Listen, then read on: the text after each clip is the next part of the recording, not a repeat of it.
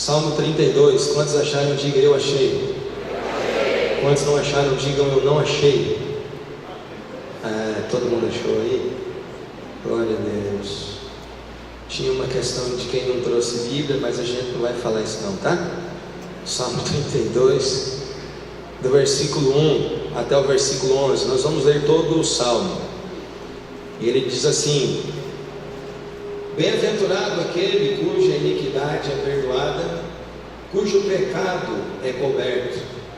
Bem-aventurado o homem a quem o Senhor não atribui iniquidade e em cujo espírito não adola.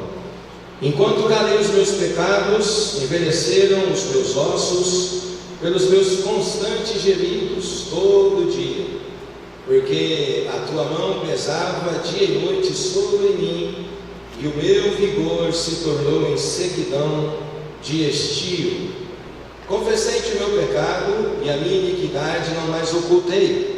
Disse: confessarei ao Senhor as minhas transgressões, e tu perdoaste a iniquidade do meu pecado. Sendo assim, todo homem piedoso te fará súplicas em tempo de poder encontrar-te. Com efeito, quando transbordarem muitas águas, não o atingirão. Tu és o meu esconderijo, tu me preservas da tribulação e me cercas de alegres cantos de livramento. Instruir-te-ei e te ensinarei o caminho que deves seguir, e sob as minhas vistas te darei conselho. Não sejais como o cavalo ou a mula, sem entendimento, os quais com freios e cabrestos são dominados. De outra sorte não te obedecem. Muito sofrimento terá de curtir o ímpio, mas o que confia no Senhor, a misericórdia o assistirá. Alegrai-vos no Senhor e regozijai-vos, ó justos. Exultai, vós todos que sois retos de coração. Louvado seja o nome do Senhor. O tema da nossa mensagem nessa noite vai ser: confessar é preciso. Você que gosta de anotar e depois vai usar na célula durante a semana, principalmente você, líder e auxiliar, aqui um parêntese, né? Porque às vezes acontece do líder faltar no culto domingo à noite e ele tem a responsabilidade de ministrar a célula durante a semana. Fica meio truncado, fica meio complicado o líder que falta no culto domingo à noite e ele vai ministrar a célula durante a semana. Então é interessante que não haja essa situação, então que haja uma contraposição, uma intercalação, né? O líder vai ter algum compromisso que é inadiável, que ele não vai poder vir no culto domingo à noite, encaminha para o auxiliar para que ele dê a célula, tá bom?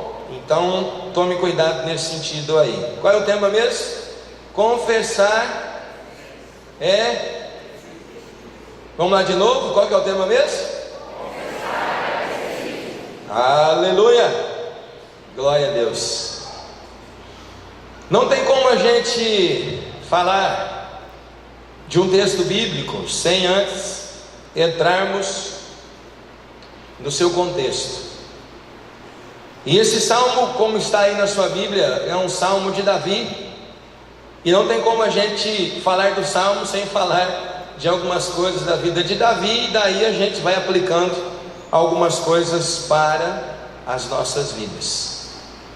O Salmo 32 e o Salmo 51, eles são contextualizados naquela situação extremamente crítica e difícil de quando Davi teve o deslize. Ele já estava com o seu reino edificado, já estava com o seu reino estabelecido, aquilo que Deus havia ministrado sobre ele quando Samuel ungiu para ser rei sobre a casa de Israel. Davi já está reinando sobre todo Israel, passou por 3 momentos de unção, Deus já havia confirmado o seu reino, ele, vamos dizer assim, que já havia subido todos os degraus da escada do sucesso, todos os degraus do propósito de Deus para a sua vida, ele já estava no trono. E o pessoal aí dos nossos dias, que trabalha com questões de administração, que trabalham com questões de treinamento, com questões de coaching, eles afirmam que uma pessoa, um empresário, alguém bem sucedido, que as pessoas não quebram, elas não falem quando elas estão lá em cima, quando estão no topo, mas elas começam a quebrar, elas começam a falir quando elas estão subindo, quando elas estão crescendo.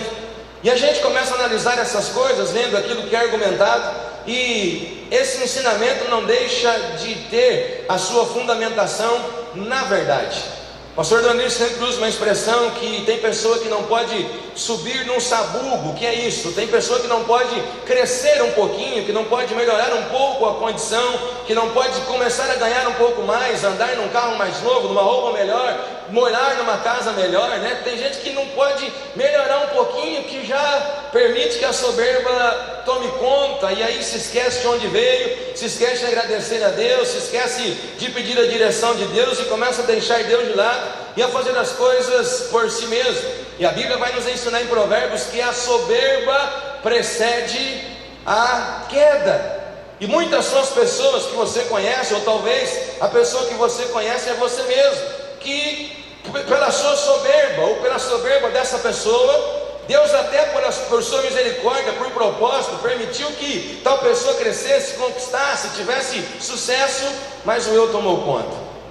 Davi agora está com o seu reino estabelecido, e a primeira vez, todas as outras vezes, ele sempre saiu à frente do exército, ele sempre esteve no meio do seu povo. Essa é a única vez que o exército vai sair para guerrear, e Davi fica no palácio. Ele fica no palácio.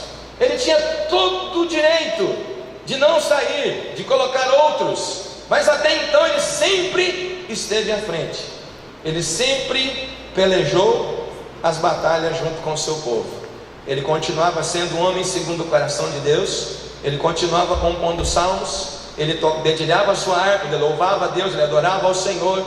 Só que ele, nesse momento, segundo a narrativa bíblica, está lá no terraço do seu palácio, meio que de boa, sem fazer nada, desocupado, mente vazia. Oficina do diabo é um jargão dos nossos dias, do meio evangélico. E Davi então, ao olhar para a cidade, ele contempla a bela e formosa Betseba, se enche de desejos por ela. Nós não vamos entrar muito nesses detalhes, mas o fato é que ele acaba adulterando com ela. Ele comete um pecado, e um pecado gravíssimo para a sua relação com Deus, para a sua relação com a sua família, para a sua relação com o reino que Deus havia estabelecido a ele. Um pecado gravíssimo que afetou a vida de Betseba, o relacionamento dela com o seu marido, com a sua família. E não só isso, se é que é só isso, mas também uma questão geracional, de Davi para com a sua descendência, e de Betseba para com a sua descendência. Davi, como todo bom ser humano, apesar de ser um homem segundo o coração de Deus, apesar de estar ali porque Deus o havia colocado, estabelecido o seu reino, ele vai tentar dar um jeitinho brasileiro, apesar de não ser brasileiro, mas um jeitinho que todo ser humano tenta dar para encobertar, para encobrir alguma coisa de errado que se faça. A mulher engravida, a gravidez é fruto de adultério. Até então Davi não se arrependeu, até então nós não vemos ele orando, chorando, pedindo perdão ao Senhor. Ele traça uma estratégia, manda trazer o marido daquela mulher para que ele deixasse a guerra e fosse deitar com ela, para que se entendesse que o filho era dele. Ele, por fidelidade ao rei, por honrar os soldados que estavam na batalha, ele não foi para casa, ficou à porta do palácio. Davi foi surpreendido com aquilo, não teve outro jeito na questão humana, e ele então escreve uma ordem para que fosse levada às mãos das autoridades naquele combate, que aquele homem fosse colocado no lugar mais perigoso, mais difícil. A intenção de Davi é que ele morresse, e ele é mandado então para esse lugar, e quando ele chega lá, ele é morto. Nós vemos até então esse homem segundo o coração de Deus, homem que dá harpa e tal, o homem ungido, o homem que Deus disse: olha, eu vejo o coração, vocês veem, é esse homem que está fazendo tudo isso. Ele adultera, ele maquina para encobertar seu pecado e tal. Urias morre, vem a notícia, E daí vem a situação de que ele não se arrepende, ele não cai em si, ele não vai para os pés do Senhor, ele não pede perdão. Ele se casa com aquela mulher e agora está tudo resolvido. Só que a Bíblia nos diz que não há oculto que não venha a ser revelado, e tem pecado que é para ser confessado somente para Deus, para a esposa, para o esposo, para a família, para o pastor, no sentido de tratamento, de acompanhamento e de restauração. Davi, achando que estava tudo bem, Deus vai lá e toma o profeta Natan e diz: Natan, o negócio é o seguinte, você é meu ungido e você vai ser usado para falar com uma pessoa. E Deus, estou pronto, quem que é? Com o rei Davi. Não, Senhor, usa outro. Não, você vai falar com o rei Davi, você vai lá, vai contar uma historinha para ele, assim, assim, assim, beleza e tal, e eu vou usar você para falar com ele. Até então, nada de Davi se arrepender, até então nada de confissão, nada. Imagine como que Davi deitava para dormir, como que ele acordava, como que ele olhava para as pessoas, como que ele encarava as coisas. A Bíblia vai nos dizer em Provérbios 28:13 que aquele que se arrepende, que confessa a sua transgressão, alcança a misericórdia, mas o que encobre não prospera. Isso começa a falar de algumas coisas, não só na vida de Davi, mas também na minha e na sua. Natan vai diante de Davi e diz: rei, o negócio é o seguinte, preciso bater um papo com o senhor, e para que eu possa dar continuidade, eu tenho que contar uma história para o senhor, beleza? Posso? Pode.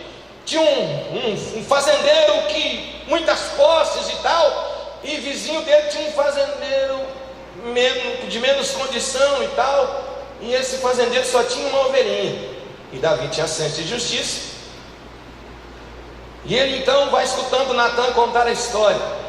E quando Natan termina de contar a história, termina com o fazendeiro rico querendo fazer uma festa, e ele pega a única ovelhinha do fazendeiro pobre e ele mata essa ovelhinha para poder fazer a sua festa. Davi, com seu senso de justiça, ele nem permite Natan terminar de contar a história, vai dizer: tal homem tem que morrer. E aí é a hora do profeta, do homem de Deus, confrontar o rei.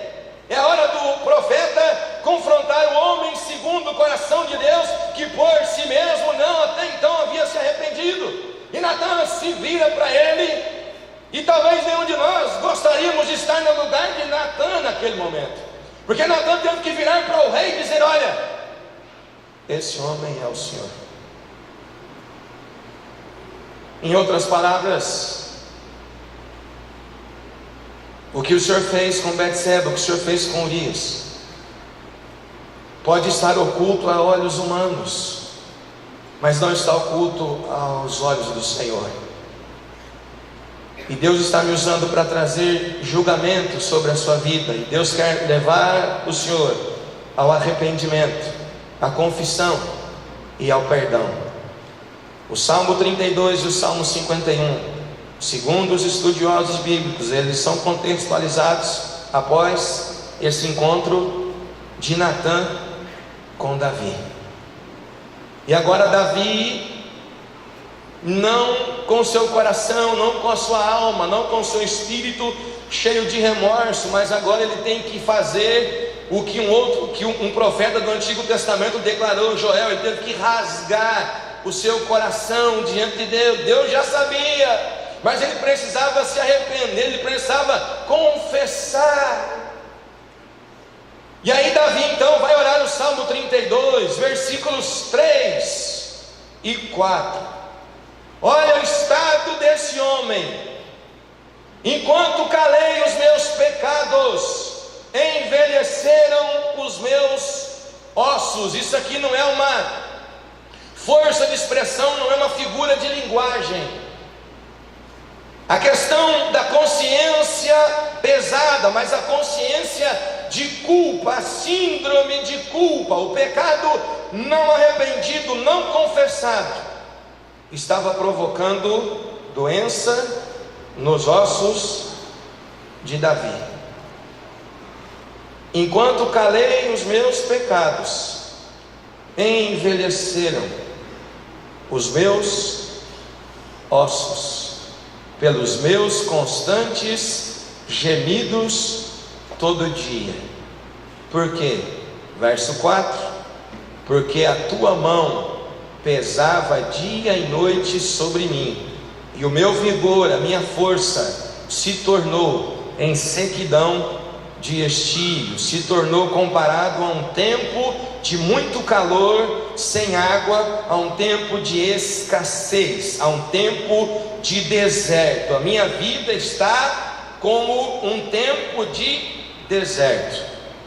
Davi estava adoecendo no seu físico, o seu corpo estava sendo tomado por enfermidade, por causa da síndrome da culpa. Preste atenção aqui.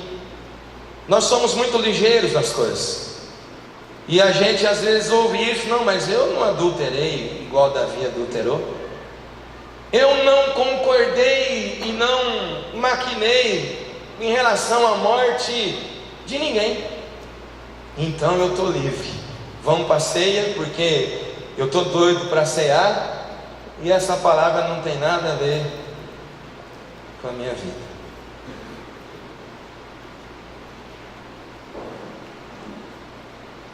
O personagem Davi representa a minha vida e representa a sua vida. Lá em 1 Coríntios capítulo 11, quando o apóstolo Paulo, orientando a igreja em Corinto, ou as igrejas em Corinto e na região, ele disse que antes de que as pessoas participassem da ceia, comessem do pão e tomassem do cálice, ele, orientado pelo Espírito Santo, escreveu que cada um deveria analisar-se a si mesmo. E existe um outro texto bíblico que vai dizer que todos os dias nós precisamos consultar a nossa consciência no travesseiro, e dependendo daquilo que a gente falou, daquilo que a gente fez, daquilo que a gente pensou, como a gente reagiu, eu e você nem precisamos esperar chegar à noite para consultar o nosso travesseiro. A gente já sabe pelo Espírito Santo, que já trouxe a nossa memória: ô bacana, você pisou na bola ali. Ou para a irmãzinha: ô bacana, você pisou na bola ali. Você precisa se arrepender por causa daquilo. Você precisa se arrepender por causa daquilo que você fez, aquela reação sua, aquilo que você falou, aquilo que você pensou, aquilo que era para você fazer, que você não fez. E aí a gente deita para dormir, vai consultar o travesseiro, a nossa cabeça está de um tamanho enorme, porque tem um montão de coisas que a gente precisa confessar, que a gente precisa se arrepender e dizer: Deus, olha, eu sou um miserável, e chorar diante do Senhor, porque aquilo que nós fizemos atingiu a santidade de Deus, atingiu a nossa relação, a nossa intimidade com o Senhor.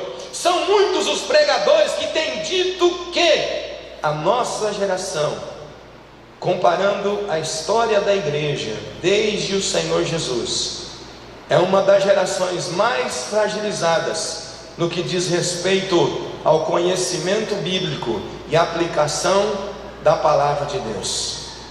Infelizmente nós temos caído na exortação que Deus usou o profeta Oséias para trazer ao povo naqueles dias, e que se encaixa muito bem a nós. O meu povo se perde porque lhe falta o conhecimento, mas esse conhecimento não nos falta, não é porque nós não temos sido ensinados, é porque na maior parte das vezes nós temos ficado apenas na teoria.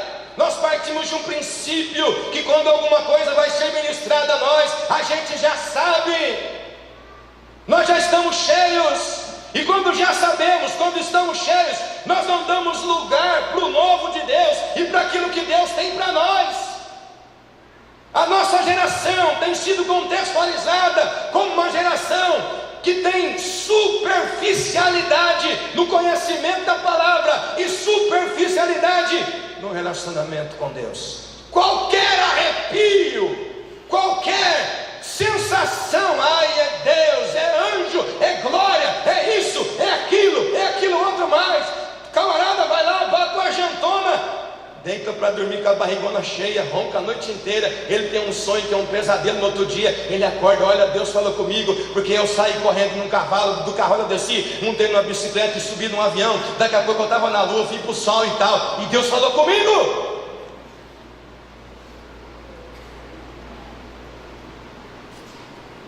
Nós entramos um ano fazendo um propósito, de ler a Bíblia toda, de Gênesis a Apocalipse. Muita gente passou na secretaria e pegou aquele plano. Tem bastante gente lendo.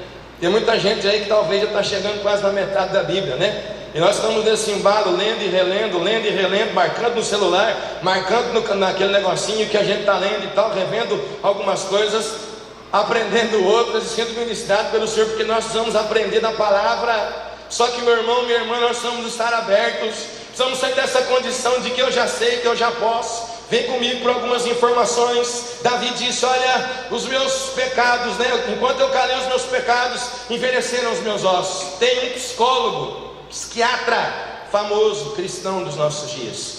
O nome dele é Larry Craig. Ele aplica os princípios da psicanálise, da psicologia, a partir dos princípios cristãos. E o Dr. Larry Craig é um dos que trata com pessoas no dia a dia. Preste atenção aqui. Davi disse lá atrás, quando a ciência não era tão evoluída ainda, pela síndrome de culpa, de pecado não confessado, os meus ossos envelheceram, e eu gemia todos os dias, porque a mão do Senhor pesava sobre mim, e eu estava como uma terra seca.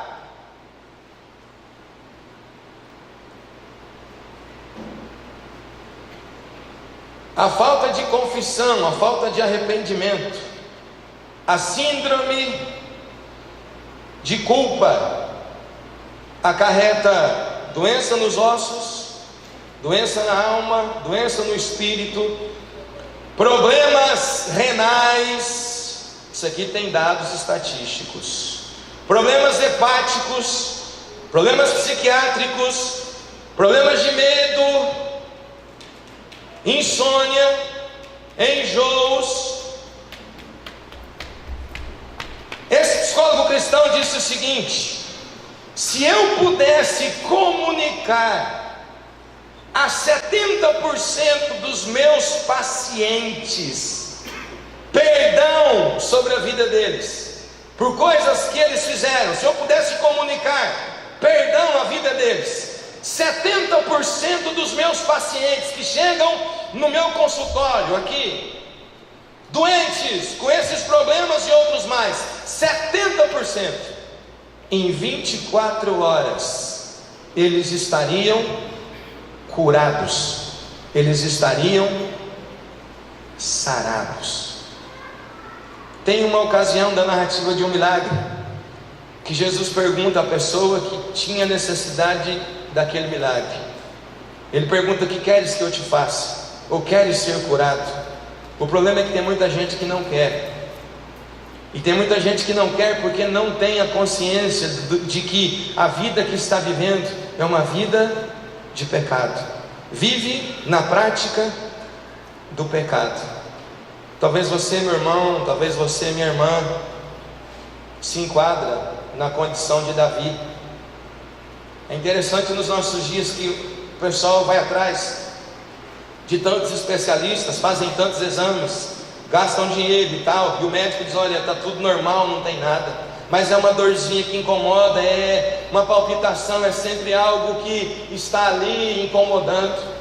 Quem sabe, meu irmão, minha irmã, na sua vida, você não precisa, como Davi, depois de Deus ter usado o profeta Natan, ir para os pés do Senhor e dizer: Deus, eu tenho pisado na bola nessa área aqui, e pecado tem que dar nome, nesse negócio de chegar em Deus, perdoa todos os meus pecados, oh Deus, perdoa a multidão dos meus pecados, em nome de Jesus, amém. Não tem que dar nome, tem que dar nome. Se você vive em adultério, Deus, eu sou um adúltero, eu sou uma adúltera, eu sou tentado, eu tenho fraqueza nessa área, Deus me ajuda, me direciona para um discipulador, para uma discipuladora. Se a sua cabeça somente vive fantasiando, né? Você fantasia mais do que os filmes do Steven Spielberg, dessa galera aí de Hollywood, só é aquele mundo de fantasia, aquele negócio todo e tal, e vive pecando em pensamento. Procura o líder da sua célula, procura o discipulador. Olha, eu preciso de ajuda. O problema é nós olharmos para a nossa vida, tem que analisar a si mesmo. Não, eu estou belezinha, está tudo bem? Fiz uma introspecção aqui, estou até zen e tal. Não, comigo está jóia, está tudo 100%, está tudo beleza. E aí, meu irmão e minha irmã, às vezes a gente está como aquele ditado popular: por fora, boa viola, mas por dentro, nós somos pães molorentos. E não tem como alguém se arrepender por nós, não tem como a outra pessoa pedir perdão por nós. Somos nós quem temos que nos arrepender e ir para os pés do Senhor. Isaías, no capítulo 6, ele é chamado para ser profeta numa situação extremamente crítica no país naqueles dias, e ele vai dar a descrição disso. A gente lê e não faz nem conta, mas ele começa dizendo: no ano da morte do rei Uzias, eu vi o Senhor assentado num alto e sublime trono. Aí você vai pesquisar quem era o rei Uzias. Começou a reinar do nada, não era ninguém, não era nada. Deus abençoou a vida dele, deu vitória, prosperou, foi lá em cima, e ele se encheu de si, deixou de dar glória a Deus. É aquele irmãozinho, vai ter um concurso, Deus, se eu passar, e eu vou ser dizimista fiel e tal, aquele negócio. Aí Deus vai e faz o irmão passar, e ele começa a receber e já começa a luta, porque deu um salário bom. Então, mas rapaz, Deus, libera aí, dá um desconto aí nesse negócio de 10%, faz por 5%, faz por 3%, Deus, 10% é muito, 1%, 0,01%, Deus, já perdeu, já saiu do propósito, já saiu. Mais dias, menos dias, se continuar assim, é logo que vai estourar as coisas, né? Aconteceu tal coisa com o irmão, aconteceu tal coisa com a irmã, prometeu, fez um voto e não cumpriu. O salmista disse: o voto que eu fiz, eu vou cumprir na presença do Senhor. Os votos que eu fiz, eu vou pagar na presença do meu Deus. Talvez você está aqui nessa noite e Deus te colocou num lugar de destaque. Só que Deus, bacana, não te colocou lá para você estufar o peito e dizer: como eu sou bom, como eu sou tal. Deus te colocou lá com propósito, não foi em vão, não é para você pisar em todo mundo, não. Deus te colocou lá para, a partir de lá, usar você. Tem gente aqui que não chegou no lugar que Deus quer te colocar, porque tem que tratar a soberba. Você não está pronto. Talvez você não passou no concurso que você tanto quer passar, porque você não está pronto ainda. Você não vai honrar Deus. Você vai desviar, você vai trair sua esposa, você vai trair seu marido, vai virar, como na linguagem popular, se quiser editar depois edita, você vai virar o Giraia, vai virar o Giraia, o Jason, vai virar o Croix por aí. E é por isso que você não foi ainda. Ai, misericórdia, Deus, e tal. Você não está preparado. E você não chegou lá ainda, por quê? Porque você não dá glória a Deus, porque você não atribui tudo que você tem ao Senhor. E cá para nós, meus irmãos, Deus nos conhece. E talvez tem gente aqui que Deus colocou em lugar de destaque, que os teus dias estão contados, viu, irmão? Os teus dias estão contados, viu, irmã? Você fica fazendo gracinha, que Deus vai fazer igual fez lá com Nabucodonosor. Mene, mene, tekel, parzinho, pesados foram os teus dias, e você foi achado em débito. E acabou. E é da noite para o dia, de um dia para o outro. Você está lá em cima, daqui a pouco você está lá embaixo. Todo mundo, você viu o que aconteceu? Você viu?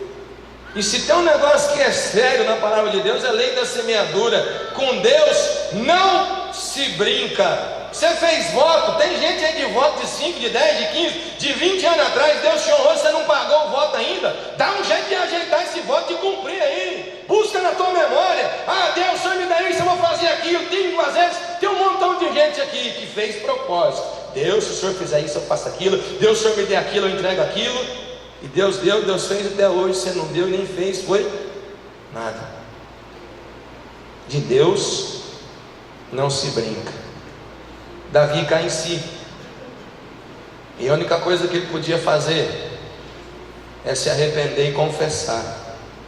E agora ele começa a receber cura nos ossos, no seu corpo, no seu físico, nas suas emoções, na sua alma.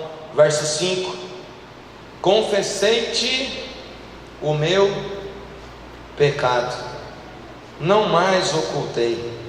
Disse: confessarei ao Senhor as minhas transgressões, e tu perdoaste a iniquidade do meu pecado. Quando Davi vai para os pés do Senhor, mas ele teve que receber um tratamento de choque, ele teve que receber um tranco. E fica tranquilo que se Deus tiver que dar um tranco em nós, Ele dá, e dá bonito, para que a gente não se perca, para que a gente se volte para a presença dEle, porque Ele aborrece, Ele disciplina todos quanto Ele ama. E se nós somos filhos, Ele vai tratar conosco, e Ele trata com seus filhos. Davi, ao se arrepender e confessar, ele recebe restauração da sua alegria. No versículo 11 ele vai dizer agora: alegrai-vos no Senhor e regozijai-vos, ó justos. O homem que lá no versículo 3 e 4 dizia que os seus ossos estavam adoecendo, que ele estava como um deserto, agora depois de confessar e de receber o perdão, ele recebe a restauração da alegria do Senhor na sua vida. Mas ele não recebe somente a restauração da alegria, ele recebe também a restauração da paz. Paz do Senhor, que excede a todo o entendimento. O ano de 2018 está agora indo para o seu segundo mês, fevereiro. A gente conversa com as pessoas e ainda muita gente reclama disso, reclama daquilo outro. E o problema é o fulano, é o ciclano, é o beltrano. O problema é o presidente, é o prefeito, é o patrão. O problema é um montão de gente. O problema nunca somos nós. Preste atenção aqui, porque nós vamos finalizar. O pessoal do louvor pode vir, por favor. O nosso tema é: confessar é preciso. Eu e você precisamos nos colocar diante de Deus e dizer: Deus, vem sondar o meu coração, vem sondar a minha vida, vem restaurar a minha comunhão, a minha intimidade com o Senhor. Mas isso não só da boca para fora. Se nós queremos ter intimidade com Deus, eu quero crer que você quer ter intimidade com Deus. Nós precisamos fazer como Davi fez. Eu quero ler um texto lá de Hebreus capítulo 12, versículos 1, 2 e 3. A nós está proposta uma carreira. Deus estabeleceu uma carreira para nós. Você e eu e você temos que correr a carreira que nos está proposta. Hebreus 12 nos diz assim a partir do verso 1: portanto também nós, visto que temos a rodear-nos tão grande nuvem de testemunhas. Quem são essas testemunhas de quem ele fala? Todos aqueles que foram citados no capítulo 11, que é o capítulo que fala a respeito da fé. Quem são essas testemunhas? São eles. Portanto também nós, visto que temos a rodear-nos tão grande nuvem de testemunhas, para que eu e você possamos correr a carreira que nos está proposta, desembaraçando-nos de todo peso e pecado que tenazmente, com força, nos assedia. Quer dizer que nós estamos embaraçados em coisas que servem de peso para nós, e que nos impedem de correr, que nos impedem de alçar voos mais altos, nas maiores alturas. Eu estou lendo Hebreus 12, 1. Desembaraçando-nos de todo o peso e do pecado que tenazmente nos assedia. Tem coisa que eu e você precisamos jogar fora. Corramos com perseverança a carreira que nos está proposta. Não é para ficar sentado, parado, não é para ficar à beira do caminho, é para corrermos com perseverança. Tem gente aqui que pediu coisa para Deus, Deus te deu, e o que é que você fez com aquilo que Deus te deu? Quando você não deu conta de corresponder, Você disse: não, mas não, você orou, pediu, testemunhou que era de Deus. Quando Deus deu, quando Deus te colocou, você depois veio com Miguel dizendo que não era de Deus, que era uma outra direção. Deus não dá uma direção de manhã para um lado, à tarde para outro e de noite para outro. Corramos com perseverança a carreira que nos está proposta, e aí vai ser colocado o alvo, olhando firmemente para o pastor Edivaldo. O que está na sua Bíblia aí? Olhando para quem? Versículo 2: olhando firmemente para o...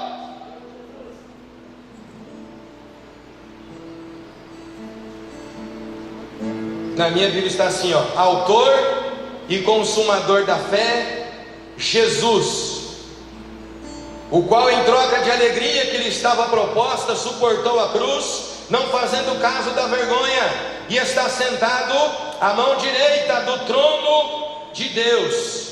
Considerai, pois, atentamente aquele que suportou tamanha oposição dos pecadores contra si mesmo, para que não vos fatigueis, desmaiando em vossa alma. Coloque-se em pé.